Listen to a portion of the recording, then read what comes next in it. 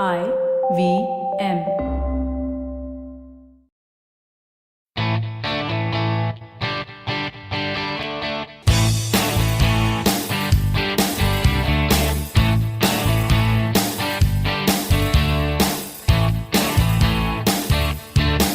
Hello and welcome to a brand new episode of the Musafir Stories, India's very own travel podcast, where each week we discuss the story of travelers in their own words and relive their experiences with you, our listeners. Hey guys, welcome to a brand new episode of the Musafir Stories. Hope you're all well and keeping safe. Two quick announcements before we get on with today's episode. Firstly, a very humble and sincere request to all our listeners. If you've listened to the show for a long time and enjoy the show, please do kindly leave a rating and a review on Apple Podcasts. And if you're not an Apple Podcast user, definitely do share the podcast with your friends and family who might like and appreciate the content. Thank you. On the podcast today, we have a poet and author, Mihir Vatsa, talk to us about his happy place, Hazaribagh, a plateau town in Jharkhand. As a part of this episode, we're giving away a couple of copies of Mihir's book to our listeners. All you have to do is listen to the episode and answer 3 simple questions. They're linked in the show notes section, so make sure to listen in and stand a chance to win a copy of Mihir's book. Good luck, and let's get on with today's episode now.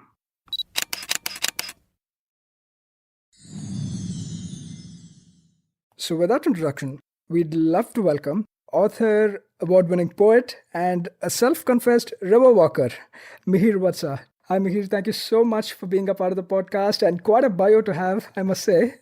Thank you so much for being on the podcast. Welcome. Hello, Saf, and it's a pleasure to be with you and in conversation with you.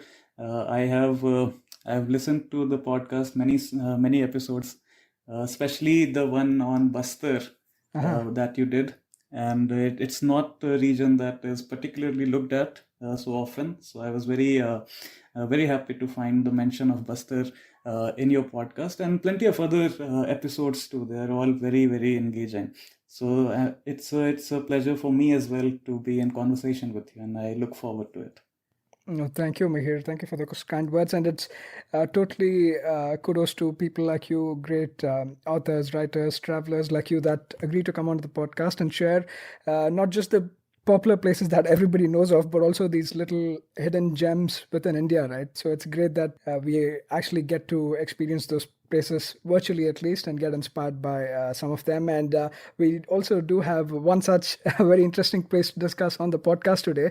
And like I was telling, Mihir is an author and author of this wonderful book called as Tales of Hazaribagh, an intimate exploration of the Chotanagpur plateau. So really looking forward to discussing that as well, Mihir. But before we kind of jump into the conversation, the introduction I gave about you is very brief and concise. So why don't you speak a little bit more about you, the poet in you, the author, as well as the river walker? Sure, certainly. Hi, I am Mihir Vatsa, and I am the author of Tales of Hazaribagh, an intimate exploration of Chotanagpur plateau. I belong to Jharkhand, specifically the town of Hazaribagh, and I call this town as a plateau town because it is located on top of the Chotanagpur plateau. It's one of those towns which in a way embody the essence of the plateau landscape. I am currently a PhD candidate at the Indian Institute of Technology, Delhi. The work that I am doing there is a kind of a continuation of what I have done before, which is so previously I was working as a landscape photographer, as a writer, even while engaging with the subject, which was the plateau. And now I am engaging with my subject as a researcher, and hopefully something good will come out of it after 4 years. I call myself a river walker. I understand that it's a very poetic term, and I shamelessly use it. I think I coined it. And it happened one fine day that I just woke up and I realized that, yeah, this is pretty much what I do. I walk along with, on, in rivers. So why not call myself a river walker? And that's how this whole term came about. But I'm very proud of that term, actually. and I feel very happy whenever I introduce myself as a river walker. Absolutely. Certainly, from what I've got out of the book as well by reading through it, it does give an insight into your personality, your connectedness to the earth, if I may say so, right? To the land, to your hometown. All of that is really brilliantly portrayed in the book as well, and really looking forward to sharing that with our listeners as well.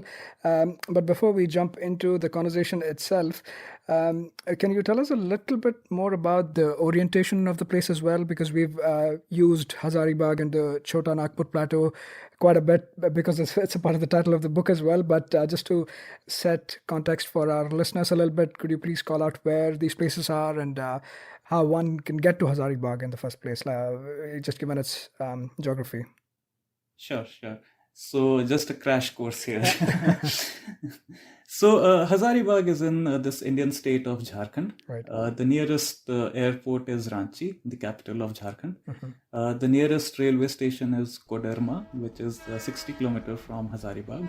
Hazaribagh has now its own railway station, but express and mail trains do not run yet. So we still prefer going to Koderma or Ranchi to take trains or flights. Hazaribagh is around an overnight journey from Calcutta. The GT road, the Grand Trunk Road, it passes through a portion of the district, if not the main town itself, but through a portion of the district which is in the north. Beyond Hazaribagh is the district of Koderma, which is still in Jharkhand, and after Koderma you come to Bihar.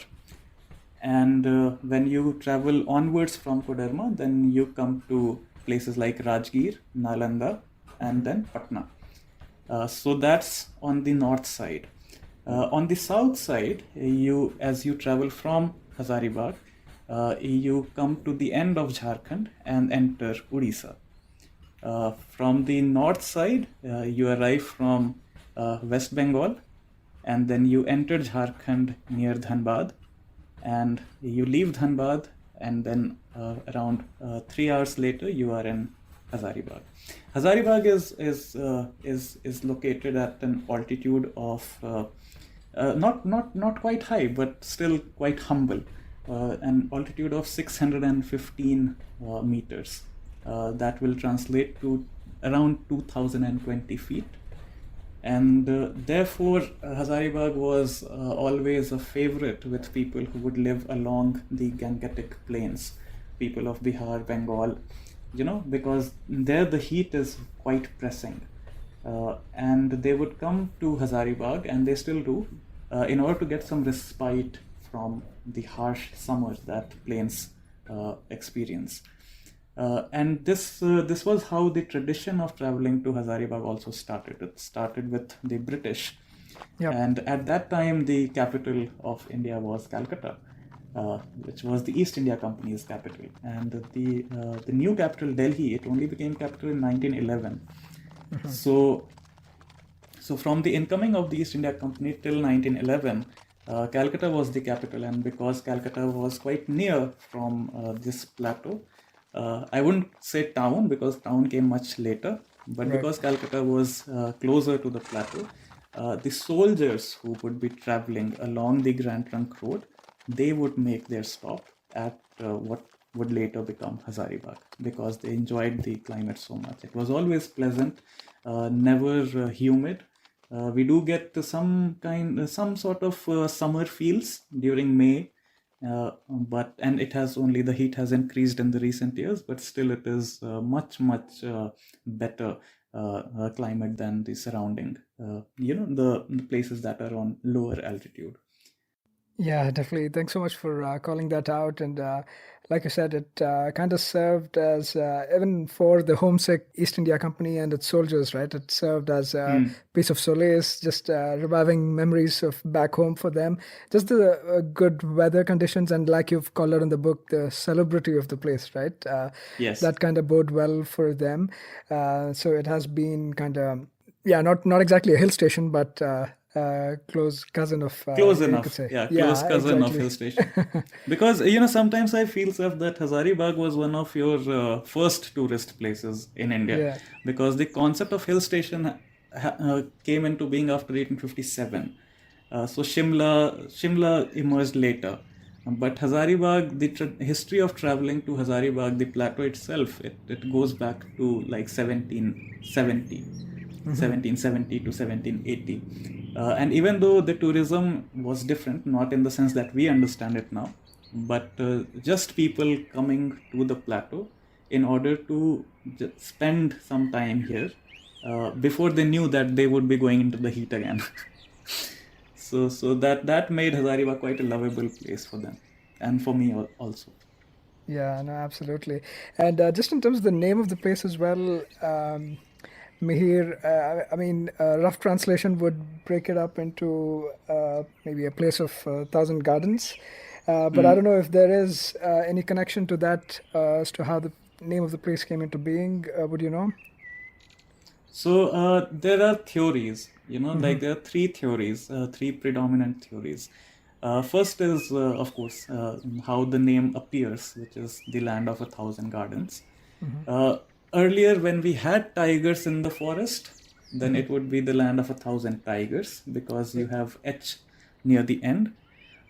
Officially, that H has been removed, kind of in a tacit agreement or acknowledgement of the lack of tigers that we now don't have. Right. So, but I keep that H because it's a way of honoring history. So, so these are the two interpretations. First, the land of 1,000 gardens, and the Right. second, the land of 1,000 tigers. Right. The third, which is more localized, is that there used to be this village called Hazari before Hazaribagh town happened. There used to be this village called Hazari, and there used to be this village called Okni. So the first map, one of the first maps, around 1786, drawn by Major James Rennell, also known as father of modern cartography. So he located what is presently Hazaribagh, and he named it on the map as Okun Hazari, combining the names of the two villages, Okni and Hazari. I see. Okay. But and the other story is that there used to be a mango grove, a grove of mango trees near this village of Hazari. So that might be understood as a bagh in itself. So one theory is this as well, that there was a grove of mango trees near the village of Hazari, which would later become Hazaribagh. Yeah, wonderful. Thanks so much for kind of specifying some of those as well, and beautifully setting us the context for where the area in general, right? Not just the town of Hazaribagh, but the Chotanagpur plateau as well is located.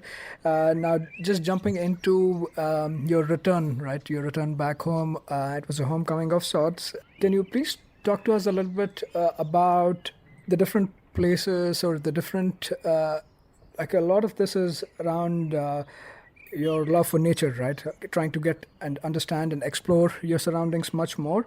So, just in those terms, how you've kind of very nicely broken it up in the book as well, calling out the different hills, the lakes, waterfalls, rivers of the region. Can you please kind of shed some light and focus on those places or those areas as well in the town, around the town, that are of note and that have been called out so beautifully in the book? Sure. So the first part of the question, the return. There is a tradition of books being written where we find solace in extra human presence, and which in this book is nature. Right.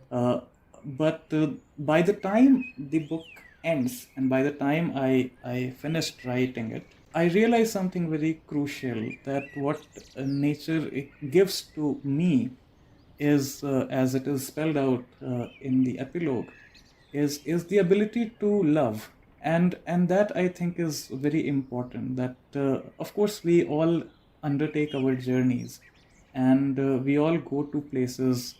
Many of them are natural places, but the specificity of Hazaribagh, because I am a local here, was that it led me from feeling not good enough or feeling loveless towards myself to feeling loving towards myself. And that's one of the ways that nature intervenes, as long as we allow ourselves to see it in that manner.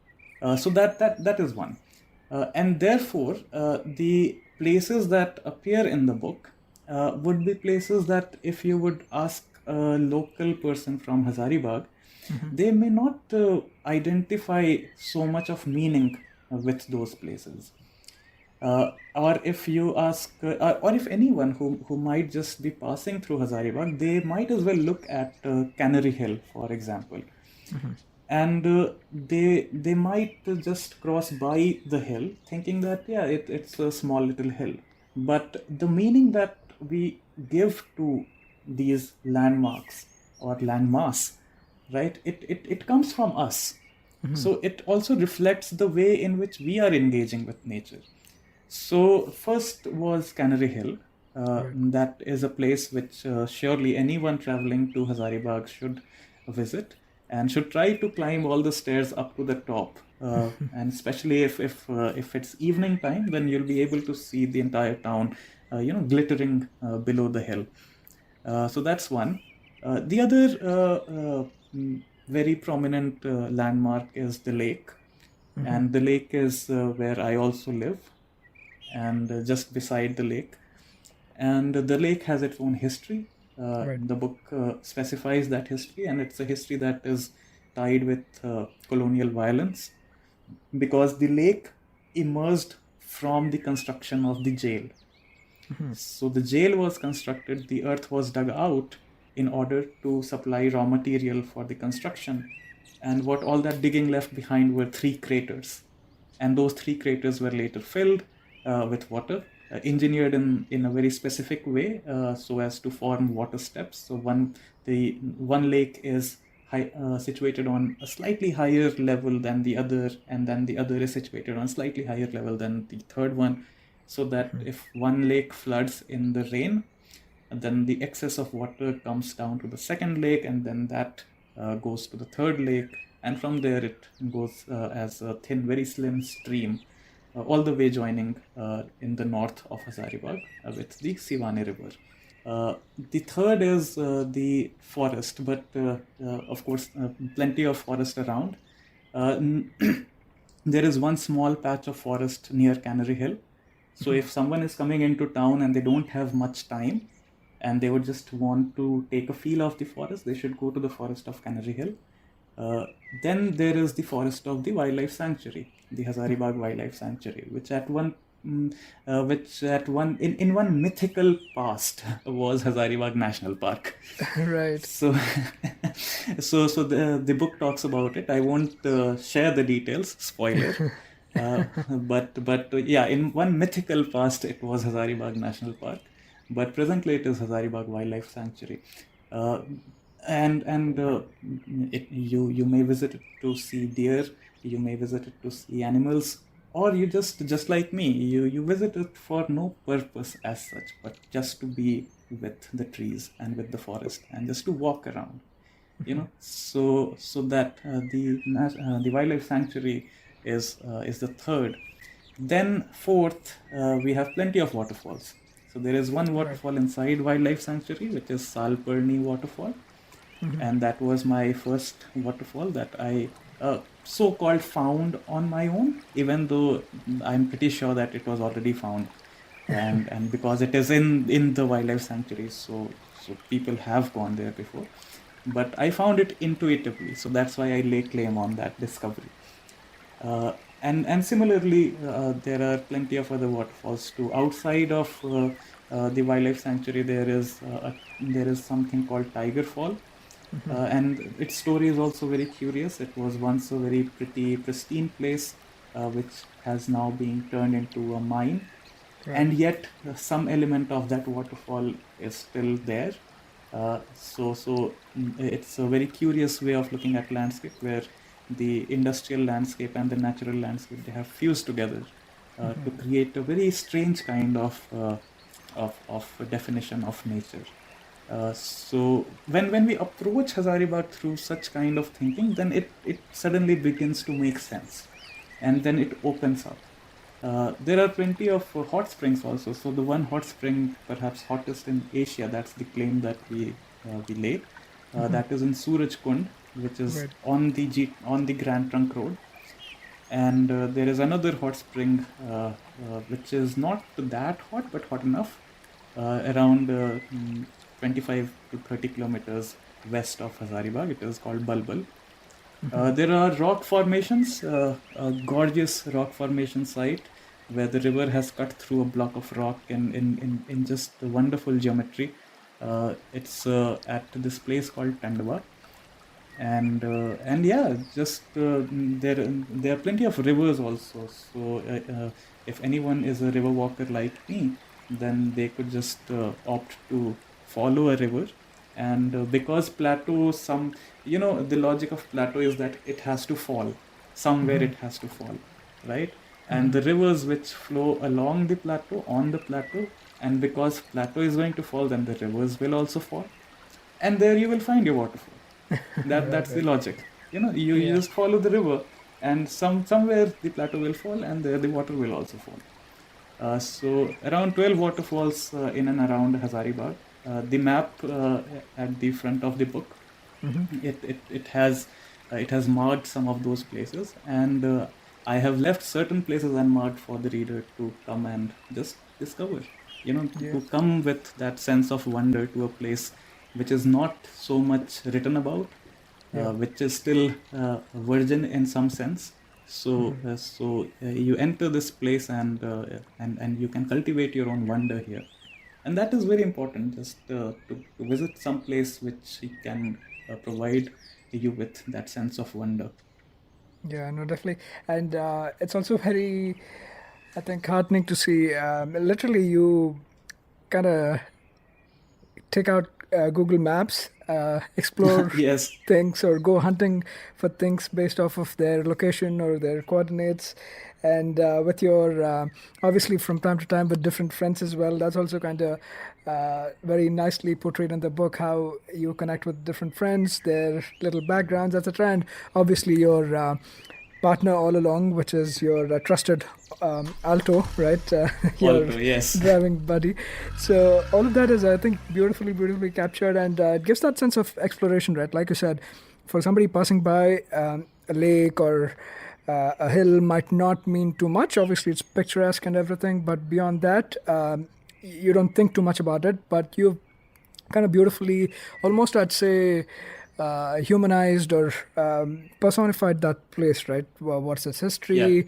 How does it look? Why are these formations, or why is it in a certain way as well? You've gone into the depths of those as well, and just a sense of exploration as well, like just going about a place, reading up about it. That's also great because I think in a lot of instances, you speaking with some of the folks who've been around in the town in Hazaribagh for a longer time.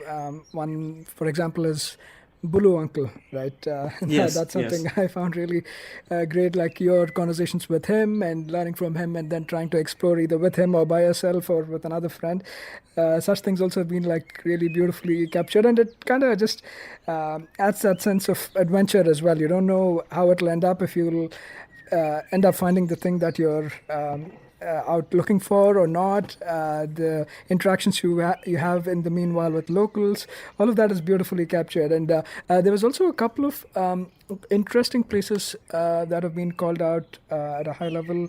I don't know if you want to touch upon those as well, Mihir. One I found really interesting was I think it's called the Hava Mahal, right? From the king of Ramgarh, Yeah. yeah, Yeah. Ramgarh. Yes. Yes. The story of Hawa Mahal is something that evokes a kind of sadness. That how can a palace fall upon ruin? So the Hawa Mahal is part of the larger. There are two buildings. First is the Padma Palace, and Padma Palace is the main residential building of the kingdom, and the second is Hawa Mahal, which comes a bit before you reach the Padma Palace. And Hawa Mahal was built for the queens. Right. That's what the lore says, that it was the palace of queens.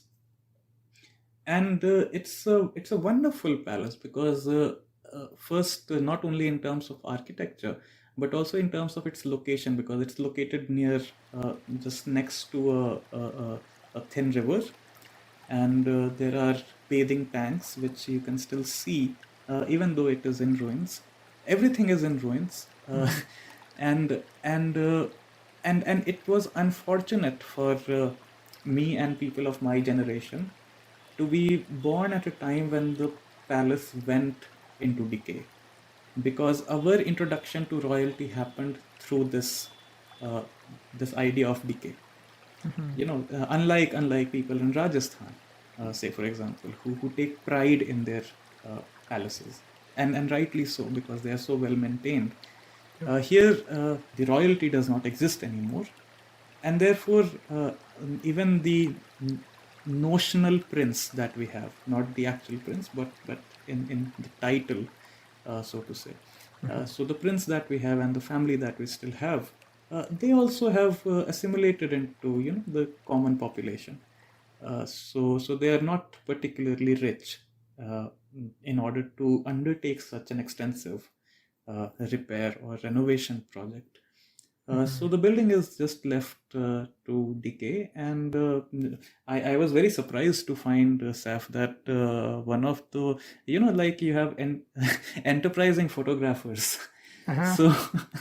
So, and because we went into lockdown, Right. suddenly pre-wedding photo shoots started happening in Hazaribagh, and the Padma Palace, along with the Hawa Mahal, they became one of their favorite haunts to stage such photo shoots. Now, I can go into interpretation of such photos, because against the backdrop of ruin, uh, I don't know what kind of wedding that might turn out to be, but that is just my literature brain over analyzing. But on an aesthetic level, the entire palace complex has been resurrected back to utility again, if not for the royal purpose, but for the commoners, and who still manage to find some beauty in ruins. And I think that's what life is, pretty much, that it will give you plenty of hardships and challenges, and you have to find your light somewhere. Yeah, I think that's beautifully put. But yeah, like just I think a little bit of a standout because, like you kind of called out in the book as well, a lot of it is surrounded by nature and a lot of these wonderful lakes, hills, rivers, and whatnot. But yeah, I found this little monument tucked in there as just as a kind of reminder from the past or the past glory of the place as well, right? The kings or whoever ruled that place as well. So that was a little unique in the way. But yeah, let's take a quick commercial break here and we'll be right back on the other side.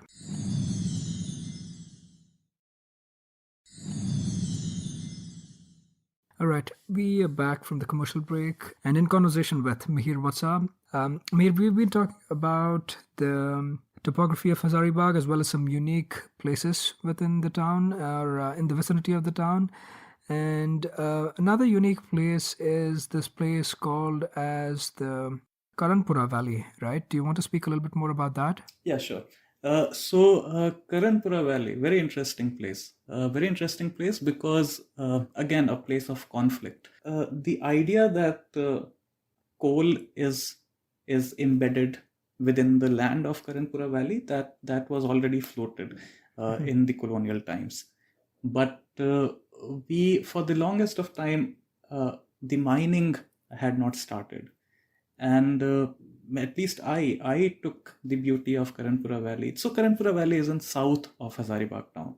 Around it starts around 28 kilometers from Hazaribagh, and it's a long, just as the word says, valley. It's a long valley, low altitude, below Hazaribagh town, below the plateau, and it extends around roughly 40 kilometers in length. So, and there, the coal was already there, and it was surveyed during the colonial time as well. But they started mining very recently. They started mining as recently as 2012, 2014. So, people like me, I personally, I took the beauty for granted, because I thought that, yeah, it's a beautiful place and nothing is going to change here. And in small towns, nothing seems to change, you know. So I also thought that, yeah, nothing will change, and but unfortunately it did. So a place which once was heavily forested, uh, very, very beautiful, uh, splendidly picturesque, is now home to plenty of mines. And it pains me whenever I go to Badka, which is one of the towns in the valley, and see that instead of instead of the forest that used to bring me to Badka, now the forest is still there, but the entire trees and leaves are coated in coal dust. So first, the sensory experience has changed.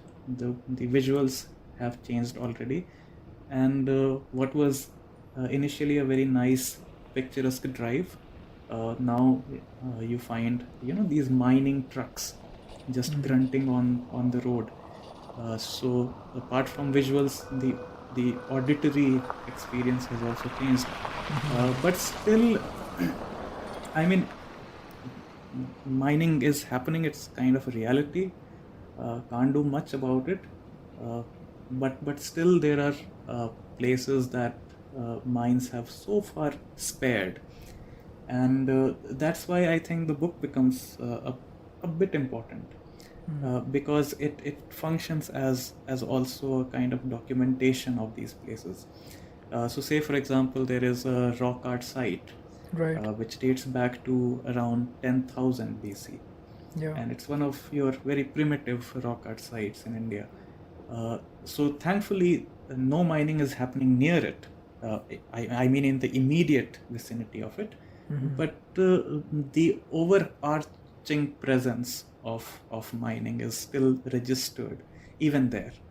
That we are aware that just 10 kilometers ahead or 15 kilometers ahead, there are proposed mines, and they perhaps might start functioning later in 10 years or 20 years, but they might just. There is a very curious place called Birsa Pani. So if I can translate it into English, then it will mean like rainfall. Right. So it's kind of a cave, a shallow cave, not a deep cave, a shallow cave where it's very stupid actually. So you go inside the cave and you clap and you say Barso Pani, and the water droplets which are there condensed on the roof of the cave, they drop because of the sound frequency, and that brings much thrill to us. A simple scientific explanation to all of this, but still, because Barso Pani, the name and the story behind it, that you go there, you clap, or you say Barso, or you shout Barso Pani, and then the Pani will rain on you. So that is but regardless of the silliness, because that place is so much invested with myth and love, so it's one of the loved places in Hazaribagh. And there are again waterfalls in the Karanpura Valley as well. There are 4 rock cut caves belonging probably to the Buddhist period, in a major hill range which is called Mahudi Hill. So there are 4 rock cut caves there, and they are worthy of being preserved, because we don't get rock cut caves so much in Jharkhand. Sure. In Maharashtra, Ajanta Ellora, of course, they are of a very grand scale. But these are small caves, and yet important caves, something that one should look after. So archaeologically very fertile, that land. Agriculturally very fertile, land of 47 rivers, people say. This Karanpura Valley, small and big rivers. And fertile also in sense of imagination, and unfortunately now also in sense of coal. So yeah, very interesting place, Karanpura Valley. Yeah, no, definitely. It's such a rich history also, right? Like you said, almost what is it, around 10,000 BC is when those Yeah. rock art is present there. So very unique, right? You don't really find that in a lot of places, even within the And country. Yeah. Seth, like Mm-hmm. I was talking about Padma Palace before, right? Mm-hmm. So the kingdom of Ramgarh Raj, which we call it, and it wasn't a kingdom; it was zamindari estate. So they were like big landowners, and local people started revering them as kings. They would call them Raja. But it wasn't a princely state, so to say. It was a zamindari estate. But that zamindari estate, its history also begins with Karanpura Valley, because their first capitals, the first two capitals at least, were located in that valley, and we have ruins there as well of the there is something called Badam Fort. And it was constructed in the second half. It was constructed somewhere in 1600s. My estimate is like 1640 to 1660, but I might be wrong. Probably the same time when Shah Jahan was the ruler of Agra and Delhi. So we have our own Taj Mahal, so to say, in this Right. the ruin of Badam Fort. And there is a very nice story to go by that, and I think this story doesn't appear in the book, but if I may take the liberty for exclusive airing of this story on this podcast, so it's a very romantic story. The king, Raja Dalel Singh, he was the king at the time, and he had married a woman, probably from what is now Bihar, probably from the plains. And after marrying, they moved to this place called Badam, and they built a fort. I can't call it palace, but there was construction. It seems to me like it was a fort. Even only the gateway is what that remains today. So they constructed a fort. They started living there, and the book refers to this wild rose bush that they planted in front of the fort. So that wild rose bush is still flowering. So that's one thing. The other thing is that this rock art which I referred to, Right. adjacent to that rock art site is a huge cave. It's an uncharted cave system. I think an exploration is due, but there is a huge cave there, and a little stream flows through that cave. And locals would say that in one of the crevices inside the rock, that is a place where married women would come and offer their prayers to the god, and in our case, God Shiva. So the story goes that one day the queen went to this cave to offer her prayers to Shiva, and something happened where she drowned, and she didn't return to the fort. And when she didn't return, and when the message was brought back to the fort to Raja Dalel Singh, then he was so heartbroken at the loss of his queen that he forsook Badam altogether. He abandoned the fort altogether and just shifted the capital around 40 kilometers from the present Badam site. So that's a very it's a romance which I think Hazaribagh's people have inherited, and the one evidence of that romance is the flowering rose bush, which is still present in that village, in the village of Badam. Yeah. Wonderful, and thank you for some exclusive content on the podcast as well. Hopefully, whenever you're writing your next book or as a part of your research, this finds mentioned somewhere. But yeah, really good to actually know about these things as well, because India is a land of a lot of folklore and a lot of history, right? It's always great to kind of dig deep and find out a little bit more about them, because we, in this day and age, we are living in or living side by side with places that have had rich histories, unfortunately, without knowing much about them. So, some sense of Yes. effort is needed to get to that. And thank you for actually doing that work for the rest of us also to kind of learn a little bit more about our own place, our own backyard, right? So, that's really important. But one important thing you also brought up while you were touching upon the Karanpura Valley, right, Mihir, is the realities that we have to live with, right? And mining Yes. being one of them. And similar to that as well, just in terms of uh, because of some of the places, given the remoteness of the nature of the place as well, right? A lot of them are very remote as Hmm. well. There might be some places in terms of just safety and security of traveling to such places. Yeah. What is Yeah. your Yeah. general? Obviously, you're a local, so you know the area. You could perhaps know the language also beyond Hindi. But in terms of Hmm. safety, because I know you've made some mentions within the book as well, right? Mamajis, is that the Yes. slang, Mir? Yes. But yeah, Yes. I'd love if Mamaji. you kind of touch upon Mamajis as well. So, for I think for the past 2 decades, I think even more than that, but I can speak of the past 2 decades because that's what I remember. Hmm. Uh, Jharkhand has been a sensitive place in terms of the Naxal insurgency, Right. and not only Jharkhand, but this you find in Chhattisgarh also, and Hmm. continuing to Andhra Pradesh, some parts of Karnataka still.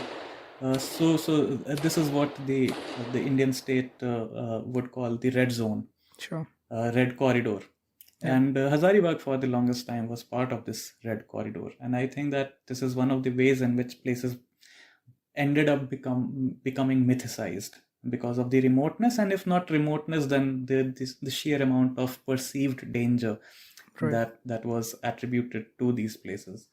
Uh, Thankfully, Hazaribagh is much safer now, Mm. because as the Chief Secretary of Jharkhand mentioned in one of his recent interviews, he referred to this Naxal insurgency, and he identified two major pockets where the insurgency is still active, and none of these two major pockets is in Hazaribagh. Hmm. So that's one relief. But even besides that, I think that um, what stops us from venturing into the forest, sometimes thankfully so that we don't litter, but more so as an impediment to venturing out into the forest, is the legacy of the fear. It is not Hmm. the fear itself, but that legacy, the history of the fear. Hmm. And that legacy has done a very profound kind of violence upon Jharkhand. I may speak of, say, going to a national park in the United States or Canada. Hmm. The fear of nature is primary, Yep.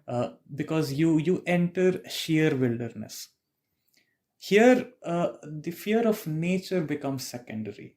Right. Here, that legacy of fear, it creeps in, and to think about it, it's a very unique kind of violence which man has done upon nature. Man has done upon man, yes, Mm. but upon nature as well.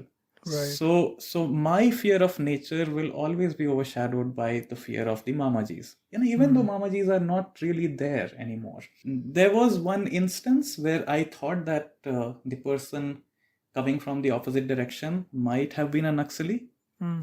because he was carrying a gun and wearing camouflage. But and I was with a junior of mine, Vinayak, who also appears in the book. So I just told Vinayak that, Vinayak, listen, don't do anything, just to mind your own path, and I'm pretty sure that he will also not do anything. And this is what happened, that we were deep in the forest, and we just stuck to our trail, and we crossed that man, and he also didn't bother us, we didn't bother him. And even today, like, that identity, whether he was actually a Naxalite or whether he was just a forest guard, uh, who knows? I later learned that forest guards are not given rifles, so Mhm. it points towards the former possibility, but there is something seductive about not finalizing. It might just be we may never know who that person was, and that's okay. So I would say that yes, the kind of places I went to, some of them were extremely remote. Like I'll be very upfront and honest about it, and these are not places where your casual traveler should go to. And yet there are plenty of places in Hazaribagh where even the most casual traveler can easily go. They can, because the roads are there, and they take you right to the waterfall. There is one waterfall called Konar waterfall, and it's perhaps the widest of all the waterfalls in Hazaribagh, and the road will take you to right at the the face of the waterfall, so to say. So there you don't encounter any danger as such, because you are not straying off your roads. The kind of journeys that I undertook, they were more or less that kind of straying, where I would go into places which were not particularly touristy, or not defined as such, not defined as a tourist spot, So to anyone who is coming to Jharkhand now, I would say that please do come. It is not like you hear stories of Bastar, Jagdalpur, and there is that legacy of fear operating there as well. But I'm pretty sure that Chitrakoot waterfall is safe, Sure. as safe as you would find Goa safe or Shimla safe. Because there has been investment by the state government and by all stakeholders to make these places safe for travelers.